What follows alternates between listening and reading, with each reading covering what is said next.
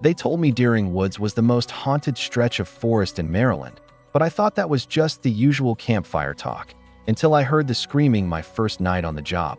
Pause. It wasn't the kind of scream that bursts from a throat in sudden pain, or even terror. It was stretched, distorted, a sound too long and too sharp to be human, echoing between the trees like the forest itself was crying out.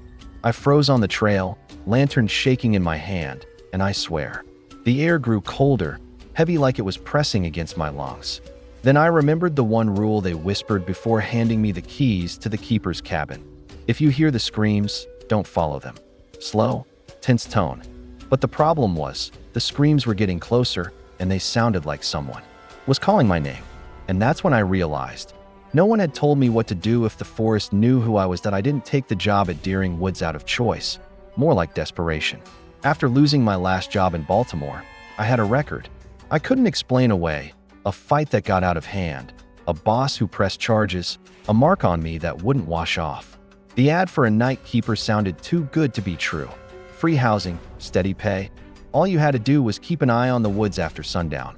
Make sure the trails stayed clear, the hikers stayed out, and the forest stayed safe. I thought that meant dealing with raccoons, teenagers sneaking in with booze, maybe the occasional lost camper. I didn't think it meant whatever this is. Still, when you're broke and living out of your car, you don't ask too many questions. You sign the paper, take the keys, and move into a lonely cabin in the middle of the woods. The cabin itself wasn't much. 2 rooms, a wood stove, a cot, and a radio that worked half the time, but it was more than I'd had in months. The forest around it, though, even in the daylight, it had a heaviness to it. The trees here grow too close together, their branches knitting into a canopy that blocks out most of the sky, so the light that makes it through feels strained, watery, like sunlight drowning in ink. I told myself I could handle it. I'd handled worse. But when the ranger handed me the laminated sheet, the one with the rules, I noticed the way he avoided my eyes, like he was handing me a loaded gun and hoping I wouldn't notice. "You'll figure it out," he said, too quickly, before leaving me alone. And I remember thinking, figure what out? It wasn't until the first night that I understood. The woods wake up differently at night. There's no gradual shift, no soft fade of dusk into twilight. One moment you're walking a trail in the last gold of daylight, and the next it's like someone pulled a black curtain across the sky. The sounds change too, birds cutting off mid-call, the rustling of small creatures replaced by silence. So deep it feels unnatural. That silence presses on your ears until the smallest noise becomes unbearable. The crunch of your own boots sounds like thunder. Your breath echoes like it belongs to someone else. I tried to tell myself it was just my imagination, but then came the first scream. I was checking the North Trail, lantern swinging at my side, when the air split open with that sound. Long, stretched, unnatural. I froze, every instinct in me screaming to run toward it, to help whoever was in pain. But the rule whispered in my head, don't follow the screams. I clenched my fists, my body fighting my brain. Then I heard it, my name. Not once, not twice, but over and over. Daniel. Drawn out, distorted, but definitely my name. No one was supposed to know I was here. The ranger hadn't even written it down. And yet, the forest knew. That first night, I made it back to the cabin without following the sound, but I didn't sleep. Every creak of the wood, every groan of the stove, sounded like a whisper just out of range. At one point, I swear I saw movement. Outside the window, a figure standing just beyond the lantern light.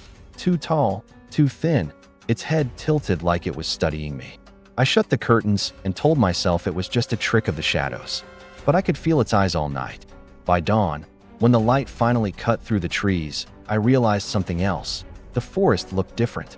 The trails I'd walked yesterday seemed rearranged, the trees bending at impossible angles, the moss on the rocks clinging in shapes that looked like hands reaching upward. I stumbled through until I found the ranger station, but no one was there. Just a note, pinned to the door, with 3 words in thick black ink. Keep. 2. Rules. Nothing else.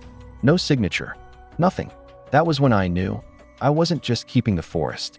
The forest was keeping me. That I'd love to tell you that first week got easier, that the screams faded, or that the forest settled back into something I could live with. But the truth is, The more nights I spent in Deering Woods, the more I realized the rules weren't suggestions. They were survival. And though I hadn't been given the full list yet, I learned fast from the whispers, the warnings, the things I saw out of the corner of my eye. Pause. The job wasn't about keeping people out of the forest. It was about keeping the forest from coming out of itself. The second week in Deering Woods began like a fever dream that never ended, each night blending into the next until I lost track of time. But the forest never let me forget it was alive. The silence wasn't empty. It was waiting, like something, holding its breath until I stepped too far off the trail. And I swear I could feel the trees leaning closer when the sun dipped below the horizon, their branches clawing together overhead like fingers closing around my throat. And even though I told myself I was imagining it, that I was just tired, I knew deep down this place didn't obey the same laws the rest of the world did. I tried to keep to the patrols, to check the same paths, light the lanterns at the marked posts, and report back by dawn. But the forest didn't make it easy. The paths shifted, sometimes subtle, sometimes blatant, like the stones and roots rearranged themselves when I blinked. And more than once I'd find myself staring at a landmark I was sure was miles from where I should be. The screams came back every night, always in the distance, but never far enough to ignore, and I noticed they were getting smarter, if that makes sense. At first it was just screaming, endless and hollow, but then it became words, not just my name but full sentences, fragmented, pleading phrases like "help me" and "please don't leave me here," and once, slow, tense tone. I swear to God, a perfect imitation of my mother's voice saying, "Danny, come home." That nearly broke me, because my mother's been dead for 6 years, and she never once called me Danny. I stumbled back to the cabin, locked the door, and sat awake until the sun finally bled through the canopy, convincing myself I hadn't really heard it. But the next night, there it was again, and this time it laughed. Not a human laugh, but the sound of branches snapping, dry and brittle, like bones breaking in rhythm. The cabin itself wasn't safe either, though I tried to pretend it was. The first time I heard the scratching on the walls, I thought it was just an animal, raccoon, possum, something rooting for scraps. But the sound wasn't low, near the ground. It was high, right at the windows, long dragging scratches that traveled around the cabin in a slow circle, as if something was pacing outside, looking for a way in. I pressed my back against the door and held the lantern close. But the moment the light flickered, the scratching stopped, and in the silence I could hear something breathing. Not heavy, not wheezing, just steady, waiting. I didn't sleep that night either, and when I opened the door at dawn, there weren't any tracks in the dirt, no claw marks on the wood, nothing at all, like the forest had swallowed the evidence. That's when I started keeping notes, writing everything down in a cheap spiral notebook, because I realized if I didn't, I'd start doubting myself, start thinking it was all in my head, and if the forest wanted me to go crazy, the least I could do was leave behind proof for whoever came after me. The notebook became my anchor, but it also became something else. Bait, maybe. Some mornings I'd wake to find it moved, just a few inches across the table, or open to a page I hadn't written yet, the pen balanced neatly across it. And once, it wasn't even my handwriting in there. The page was filled with tight, spidery script I couldn't read, letters curling like roots, but one phrase repeated over and over between the lines. Keep to the rules. That was when I realized. I didn't know all of them. Not yet. And that scared me more than the screams or the scratching. Because if the forest was so intent on reminding me, then breaking them meant more than just losing a job. I tried asking the ranger when I caught him during one of his rare visits, but he wouldn't look at me, wouldn't even step off the gravel path near the station. He just shoved supplies into my arms, muttered, "You'll learn," and walked away like I wasn't even there. I wanted to grab him, shake him, force the answers out of him, but some instinct told me that crossing that line, dragging someone else into my fear, would only make it worse. So I kept my mouth shut and went back to my post. The forest wasn't done testing me, though. That same night, I caught sight of the first shadow. It was at the far end of the north trail, where the lantern light barely touched, a figure standing perfectly still, tall and wrong. Its proportions stretched, limbs too long, neck bending at a slant like a broken branch. I blinked and it was closer. Not walking, not moving, just closer, like distance was something optional to it. I forced myself not to run, not to break eye contact, and slowly backed down the path until I reached the cabin. I didn't see it again that night, but I knew it was still there, waiting just beyond the tree line. Patient as a predator, I started to notice patterns after that, little rules hidden in the forest behavior, even if no one had written them down yet. The lanterns, for one, they weren't just for light. If I left one unlit, the trail itself seemed to twist into something unfamiliar, and the air got heavy, like breathing underwater. If I lit them all, the paths stayed mostly stable, though I always felt eyes on me in the glow. The radio, too, when it worked, the static sometimes bled into voices, not songs or broadcasts, but whispers, too low to make out. And if I turned it off mid-whisper, the cabin walls would creak and shift as if they were breathing along with me. So I left it on, let the static run, and tried not to listen too closely. Food went bad quicker here, too. Bread molding in a day, meat souring even in the cold, and once I bit into an apple only to find the seeds had sprouted inside, white roots, writhing against my tongue like worms. I spat it out and burned the rest. The forest doesn't like outsiders, I think. It doesn't want us here, but it wants us enough to play with us first, like a cat with a trapped mouse. The worst was the sound on the 5th night of that week. It wasn't a scream this time, or a whisper, but something in between. A chorus, rising and falling like chanting, deep voices echoing from the heart of the woods, too many to count, all in a language I didn't know but somehow understood. Leave, leave, leave. I sat on the cabin floor, hands over my ears, but the sound was inside me, vibrating through my ribs, and I swear for a moment I felt my heart beating in time with it. When it stopped, the silence was worse. Silence so heavy it rang in my ears, until I heard something new, knocking. Soft, deliberate, 3 times at the door. I didn't move.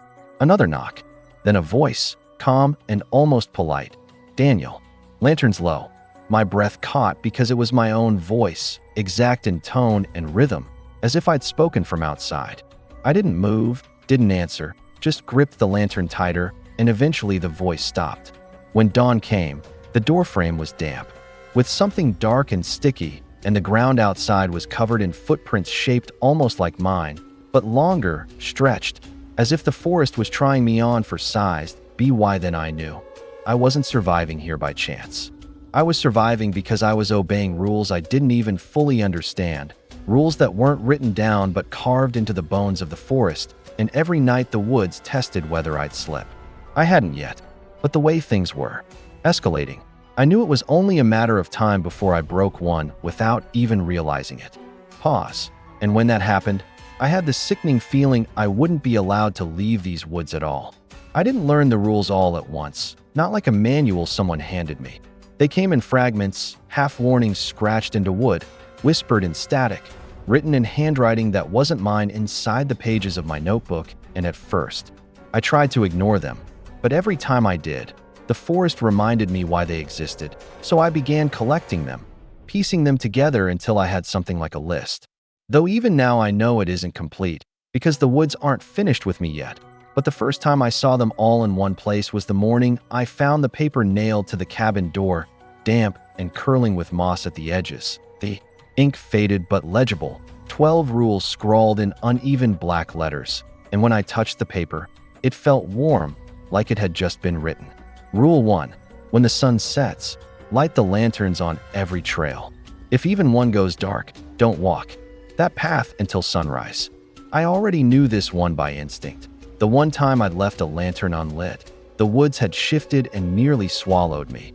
But seeing it written made my stomach clench, because it confirmed the forest wasn't just random. It had order, its own kind of law, and I was bound to it whether I liked it or not. Rule 2. If you hear screams, don't follow. If the screams call your name, cover your ears and keep walking. They will sound familiar. They are not. That one. I knew too, but the paper's phrasing, they are not, hit me harder than anything else, because it meant the woods weren't just copying voices, they were wearing them like skins, and they wanted me to believe. Rule 3. Never leave the cabin door unlocked after midnight. If there is knocking, do not answer. If it speaks in your voice, blow out every light and stay still until dawn. My throat tightened reading that one, remembering the night I'd heard. Myself outside, polite and calm, reminding me about the lantern. The forest wasn't warning me, it was testing me, and if I'd opened that door, I don't think I'd be the one writing this now. Rule 4. When walking the trails, never count your steps out loud. Something else will count with you, and it will not stop when you do. I didn't understand this one until later, but even reading it made me uneasy because I realized how often I'd whispered numbers under my breath to keep from panicking. When the silence grew too heavy, and I wondered who, or what, had been listening, keeping pace. Rule 5. The radio must never be turned off completely at night. Keep it on low static. If you hear music, do not dance. If you hear laughter, do not laugh back. That rule felt like a knife twisting in my chest, because I'd already heard the whispers and the faint melodies bleeding through, songs that made the air hum and my head ache.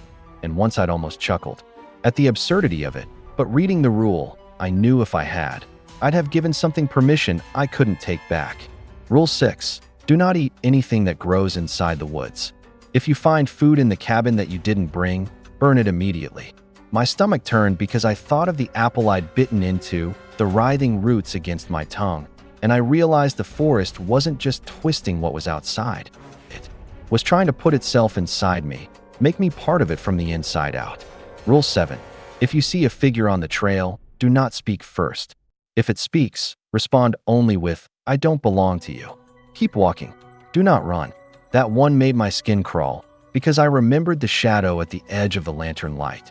Too tall, too bent, inching closer without moving, and I wondered what would have happened if I'd panicked, if I'd opened my mouth to say anything but those words. Rule 8. Between 3 o'clock and 3:33 a.m., stay inside the cabin. Even if you lit the lanterns, even if the trails look safe, stay inside. Something else is keeper then, and you are not welcome. Reading that one, I felt ice in my veins because I'd been outside past 3 more than once, and the only reason I'd survived must have been chance. Or maybe the forest wasn't ready to claim me yet, but knowing I'd been walking where I didn't belong, that something else was keeper during that window, made me feel like I'd been trespassing on my own life. Rule 9. Never whistle in the woods. Whistling is how you call them. If you hear whistling behind you, do not turn around. Keep your eyes forward until it stops. I thought back to the times I'd hummed softly, anything to cut through the silence, and I shivered imagining if I'd puckered my lips, if I'd let out even a single sharp note, how fast the trees might have closed in. Rule 10. At dawn, look out the east window first. If the trees are leaning west, do not go outside. Stay indoors until the sun is fully above the canopy. That one confused me at first, but then I thought of mornings when the light had seemed wrong, stretched, shadows bending where they shouldn't, and I realized the forest could rearrange itself even with the sun above, and stepping outside then might mean never stepping into the real world again. Rule 11. If you wake to find someone sleeping in your bed, do not touch them. Do not speak. Leave the cabin and wait until the following night. When you return, they will be gone. If they are not gone, burn the cabin with them inside. My blood ran cold at that, because the idea of coming back to the cabin, exhausted and half insane, only to find another version of myself, or worse, curled under the thin blanket, was enough to make me want to sleep outside forever. But the forest seemed to anticipate that too, making sure the outdoors was never safer than the inside. And Rule 12, the last on the paper, written in a darker ink that bled through the page. No matter what you see, no matter what you hear, never, ever say you want to stay. If the forest believes you, it will never let you leave. I stood there, staring at that last one until my hands shook, because I'd said those exact words, offhand, bitter, muttered to myself after another sleepless night. Guess I'm stuck here forever. And I wondered if the forest had heard me, if it had leaned in, listening, waiting to decide if I meant it. I kept the list, folding it carefully and tucking it into my notebook, and from that moment on, every step I took, every breath, felt like walking a tightrope. The rules weren't guidelines. They were the only thing standing between me and something worse than death, and the weight of them crushed me, because I knew sooner or later I would break one, whether by accident or design, and the forest was patient. It could wait a lifetime for me to slip. That night, I sat in the cabin, listening to the radio hum, lantern flickering on the table, whispering each rule under my breath like a prayer, And for the first time since arriving, I realized something horrible. These weren't rules to survive. The forest. These were rules to survive me inside the forest, like it was testing if I belonged, if I could be reshaped into something it could keep, and every night I passed was another night I sank deeper into its roots. Pause. And the question gnawed at me as I blew out the lantern and lay in the dark, staring at the ceiling I wasn't sure would stay in place until dawn. How many keepers had there been before me? And how many of them were still out there, wandering the trails, following the rules, long after they should have gone home? The first time I broke a rule, it wasn't on purpose. It never is. And I told myself afterward it was just a slip, a mistake, something small the forest wouldn't notice, but deep down I knew it had been waiting for me to stumble, and when I did, it showed me just how thin the thread holding me here really was. It started on a night when the lantern on the southern trail sputtered, the flame inside guttering low despite the oil I'd filled it with only hours before, and when I leaned down to check it, a sharp gust of wind swept through the trees, blowing the flame out entirely, plunging the path into darkness. And my first thought was to relight it quickly, but then I remembered Rule 1. If even one lantern went dark, don't walk that path until sunrise. So I turned back toward the cabin, telling myself it wasn't worth the risk, but halfway there, I froze because I realized I'd left my notebook on the bench by that lantern, and the thought of leaving it there overnight, my only proof, my only anchor, was unbearable. I told myself it would just take a second, just a quick grab and go, and before I could talk myself out of it, I was back on the path, lantern in hand, moving toward the extinguished post. But the second my light touched that stretch of trail, I knew I'd made a mistake, because the trees weren't where they had been before. The branches overhead knotted into shapes I didn't recognize, and the dirt under my boots felt softer, wetter, like stepping into mud that wanted to cling. And when I bent down for the notebook, it wasn't sitting on the bench anymore. It was on the ground, a few feet farther down the trail, lying open as if someone had set it there for me. I grabbed it without looking inside, heart hammering, and turned to leave. But the trail behind me wasn't the same one I'd walked in on, the lantern light fading like it was being swallowed by the dark, and somewhere deeper in the wood's eye. Heard it, the scream. Long, stretched, human and not human all at once. Then it said my name. I clutched the notebook to my chest and ran, ignoring the rule that said not to, because if I stayed still another second, I knew I'd freeze there forever, and the trees bent around me as I sprinted, branches scraping my shoulders, roots rising to trip me, the darkness pressing against the lantern like it was trying to smother the flame. And the scream followed, closer with every step, until it wasn't behind me anymore. It was beside me, inside my ear, shrieking so loud I thought my eardrum would burst.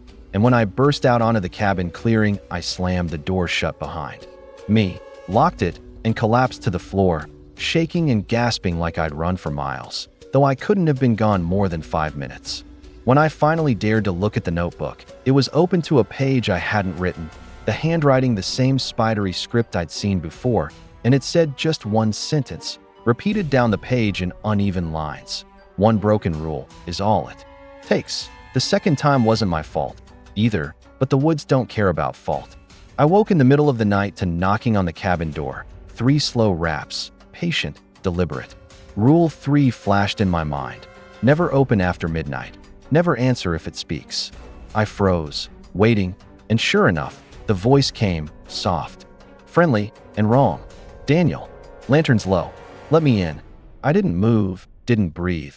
But then I heard something else, scratching at the back wall of the cabin, long and dragging, like claws raking down wood. I held the lantern tighter, but the flame flickered, weak, sputtering. My oil had been running low, and I hadn't refilled it enough, and now I was trapped between a failing light and a voice outside wearing my own. Daniel, it said again, and the knocking grew louder, harder, shaking the door against its frame. I backed into the corner, blew out the lantern as the rule demanded, and sat in the dark, trying to make myself invisible, but the scratching at the back grew louder, closer, until I thought it would carve its way through. Hours crawled by like years, and when dawn finally crept over the horizon, the knocking stopped, the scratching ceased, and silence filled the cabin again. But when I opened the door at sunrise, the wood around the frame was warped, swollen, like something had been pressing against it from the other side, and in the dirt outside were footprints, my footprints, but stretched, distorted, each one, leading into the trees and disappearing. The third time. I don't even like remembering. I'd been humming softly to myself, not even thinking, just trying to break the silence, when I caught myself whistling. Just one note, quick, sharp, and it was already out before I realized what I'd done. Rule 9, never whistle in the woods. My blood went cold, and I clamped my mouth shut, but it was too late. The sound had already carried. For a long moment, nothing happened. Then, from somewhere behind me, deep in the trees, came a whistle in reply. High, piercing, exact. I froze, every hair on my body standing on end, and then another whistle came, closer, and another from the opposite side. A chorus of them, circling me, closing in. I didn't dare move, didn't dare breathe, until they stopped all at once, sudden and absolute. The silence that followed was worse than the sound. I backed slowly toward the cabin, forcing my steps not to falter, not to run, and when I finally slammed the door behind me, my ears were still ringing. That night, I didn't sleep. Every time I closed my eyes, I heard the whistle again, closer, sharper, like it was coming from just outside the window. The worst, though, came when I broke Rule 8, the one about staying inside between 3 o'clock and 3:33 a.m. It wasn't intentional. I'd lost track of time, wandering the northern path to make sure the lantern stayed lit, and when I checked my watch, my stomach dropped. 3:07. My breath caught, and I turned back toward the cabin, but the woods didn't look the same anymore. The trees leaned in close, their branches clawing low, and the air was thick, suffocating, like breathing smoke. That's when I heard footsteps behind me. Not mine, not echoing, but deliberate, heavy, keeping pace. I didn't look back. Rule 7 said not to, and I clung to that as I walked, faster and faster, heart pounding in my throat. Then the footsteps grew louder, closer, until I could feel the vibration in the ground with each step, and a voice spoke. From just behind my ear, deep and low, "You're not the keeper." I bit my tongue until I tasted blood, forcing myself to say the words the rules demanded. "I don't belong to you." The silence that followed was worse than the footsteps. For a moment, I thought it was gone. But then the voice laughed, sound like snapping wood, breaking bones, and whispered, "Not yet." I ran the rest of the way back, breaking another rule, but I didn't care. When I burst into the cabin and locked the door, the clock read 3:32. I had been seconds from something I don't even want to imagine. That was when I finally understood. The rules weren't just arbitrary restrictions. They were a bargain, a fragile truce between me and the forest, and every time I slipped, even a little, the woods claimed a little more of me, tugging at the edges, pulling me closer to whatever it wanted me to become. And I could feel it working. My reflection in the cabin window looked stretched sometimes, blurred, like it wasn't mine anymore. My voice echoed wrong in the cabin, like someone repeating me a half-second later. My dreams weren't dreams at all, but visions of the forest breathing, shifting, its roots curling around me, pulling me down into the soil. Slow, tense tone, and the worst part? A small, traitorous part of me was starting to wonder if it would be easier to stop fighting, to stop following the rules, to let the forest take me. Because every night they grew harder to follow, and the woods knew it. They were waiting for me to break just one more, the right one, the final one, and then I'd never leave Deering Woods at all.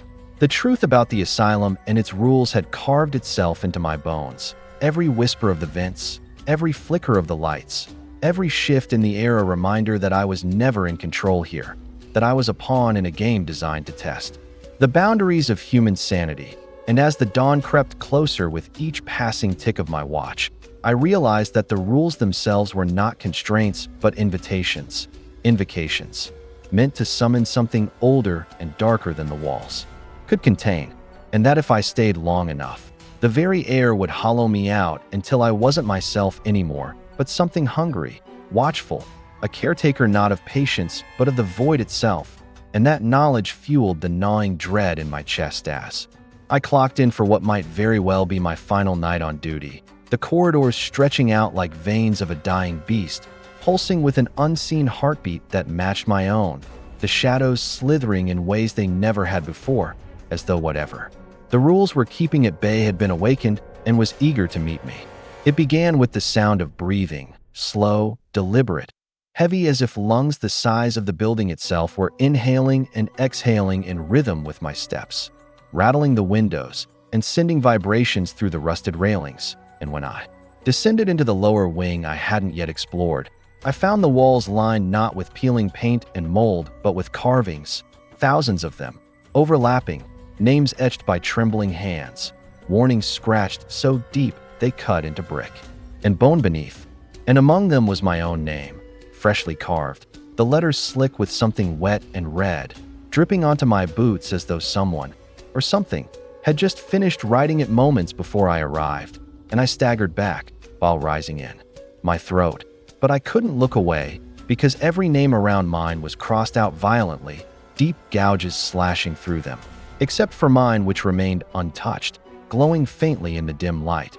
And I realized then that all the guards before me had obeyed the rules until they couldn't anymore, until the asylum decided they weren't fit to continue. Their names marked and erased like chalk on a blackboard, but mine hadn't been erased yet, which meant the place wasn't finished with me. Not yet. And that realization sent me running down the hallway, deeper into the belly of the asylum, where the air grew colder, the walls slicker, the floor softer under my boots, until I realized with horror I was no longer walking on tiles, but on flesh. The corridor narrowing into a throat, pulsing, swallowing me into the stomach of something alive, and all the while the rules echoed in my mind, each one twisting and mutating, taking on sinister double meanings I hadn't noticed before. Never answer the phone after midnight, because it wasn't a phone but a mouth calling.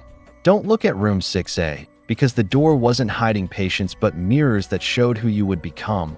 Lock the main gates before 2 a.m., because if you didn't, the things outside would come in, or worse, the things inside would leave. And I stumbled into a cavernous chamber at the end, where the ceiling stretched into darkness and the floor was littered with bones arranged like constellations, each one humming faintly like stars caught in orbit.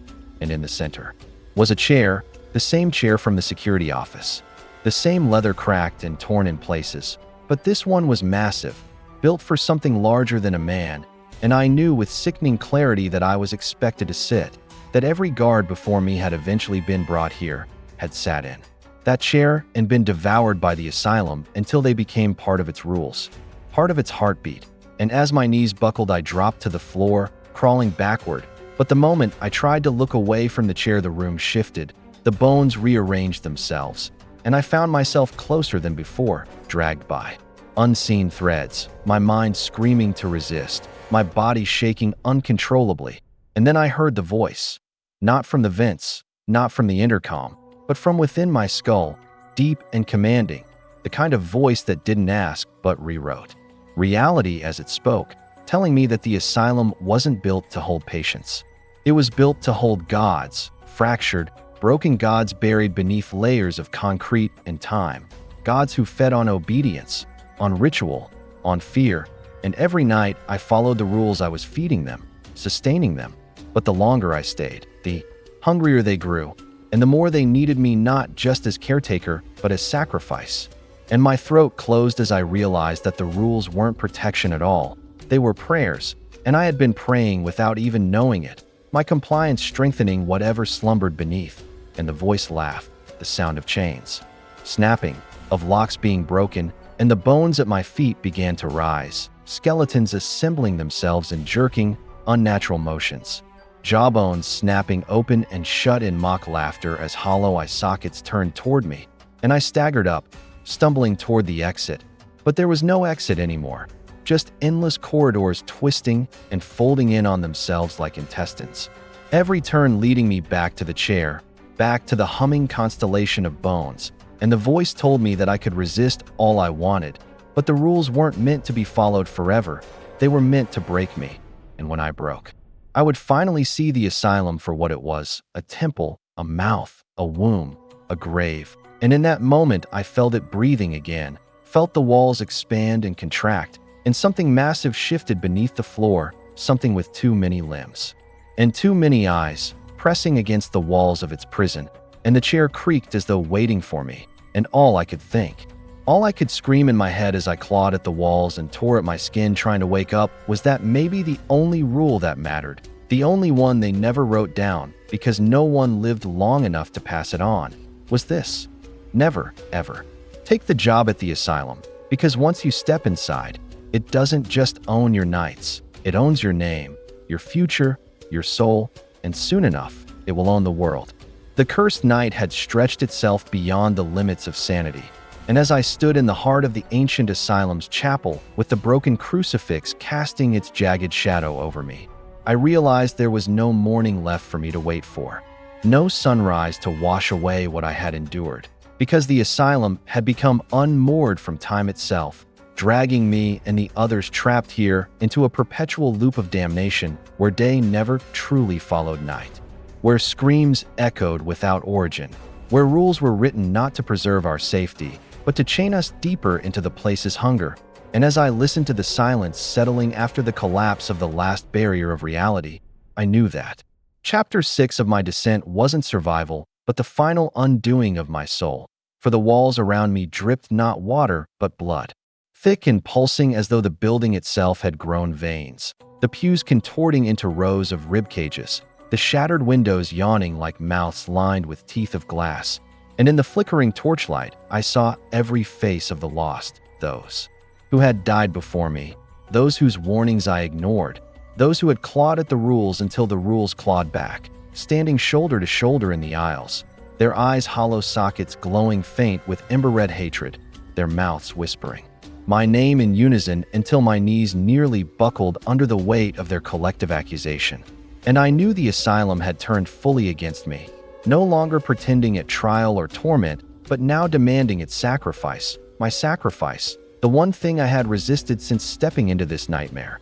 Yet what unsettled me most was the realization that the sacrifice had already been made without my knowing, because every scream I had stifled, every rule I had obeyed or broken, every desperate breath I had taken was part of the ritual to anchor me here, to carve me into the foundation of the asylum, so that when new blood came walking naive through its gates, it would be my voice echoing in their ears, my shadow moving at the end of their hallways, my distorted reflection in their cracked mirrors.